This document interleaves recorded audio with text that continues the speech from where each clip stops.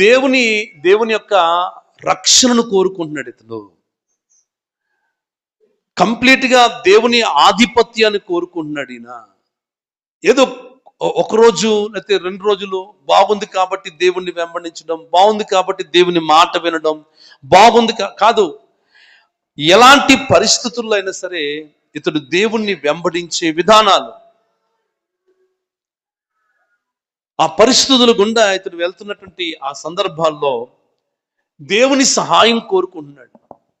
నాతో మాట్లాడుతున్న వ్యక్తిని నేను సమాధానం చెప్పాలి కాబట్టి అతనికి ఏం సమాధానం చెప్పాలో, అతను మాట్లాడిన మాట నువ్వు విన్నావు గనక ఆ మాట నేను ఏం సమాధానం చెప్పాలి, ఆ మాట నేను ఏం ఉత్తరం ఇవ్వాలి, ఎలాంటి జవాబు నేను ఇవ్వాలి, అది నాకు చెప్పు, అప్పుడు నేను చెప్తాను. చేతులెత్తి స్తోత్రం చెప్దామా? ఈ సంవత్సరం చివరి ఆదివారం ఇది.